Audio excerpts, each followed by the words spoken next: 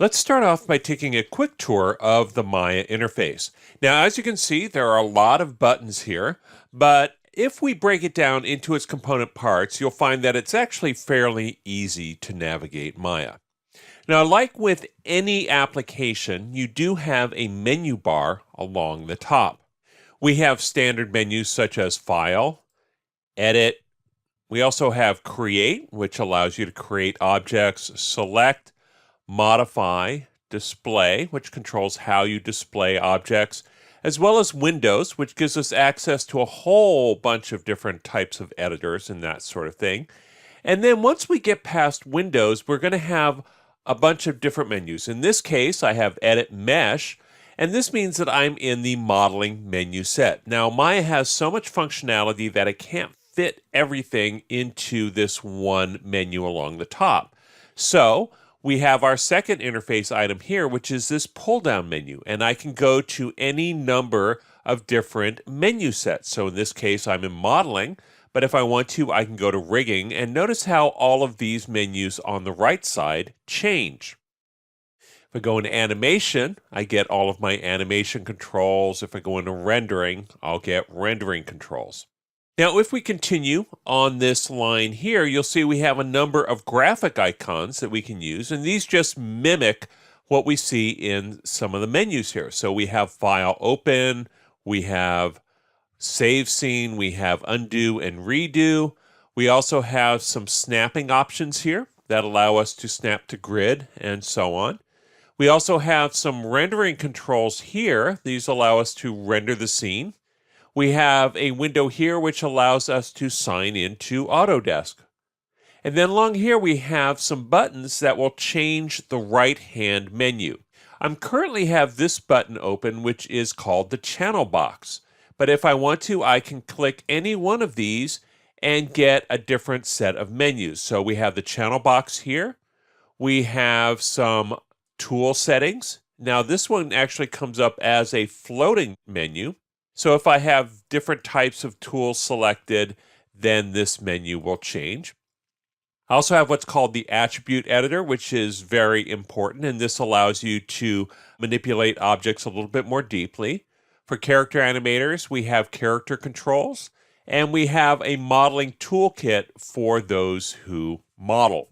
Now below this, we have what are called shelves. Notice how we have this tabbed interface with a graphic representation of most of the major tools. So if you wanted to model curves or surfaces, you would select this tab. This tab allows you to model and manipulate polygons. We also have an animation tab and a rendering tab. And we can also create our own custom tabs if we want. Now along the left side, we have a number of standard tools here. We have a select tool. We also have a lasso select, which allows us to lasso something, and a paint select. So these allow us to select objects. And once objects are selected, we can move, rotate, and scale. And we'll get into these in a little bit. Now we also have down here a number of preset layouts. Now right now I have one big viewport here, and this is what we would call a viewport. This is where we actually work. But as you can see, we have a number of different layouts. So if I wanted to, I could click on this button here, and this will give me a 4-panel layout. If I do this one here, it gives me 2 panels. This one gives me what's called the outliner along with some other panels. And if I want, I can go back to my standard panel. Now these panels can tear off, so I actually brought the outliner up, but I can left click on this and drag, and that will drag that off. And so if I wanted to, I could close it that way.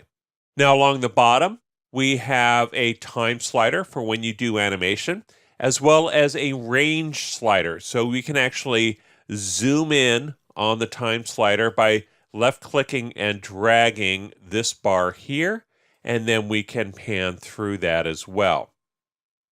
Now along the right here on the bottom, we have some playback controls. We have playback speed controls here, which is really nice. And then we also have some additional tools here for looping and so on. Now along the bottom, we have a spot where we can actually type commands into Maya. We won't be getting into that. And then at the very bottom, we have a little helpline, and that will actually just tell us what various tools will do. So if we hover over a tool, notice how these change. So if you don't know what a tool is, just go ahead and keep this little tab open and you will get some hints. So as you can see, the Maya interface looks complex, but if you break it down, it actually is pretty straightforward. And as we move forward, you'll start to learn how to use Maya, and it will become very natural to use.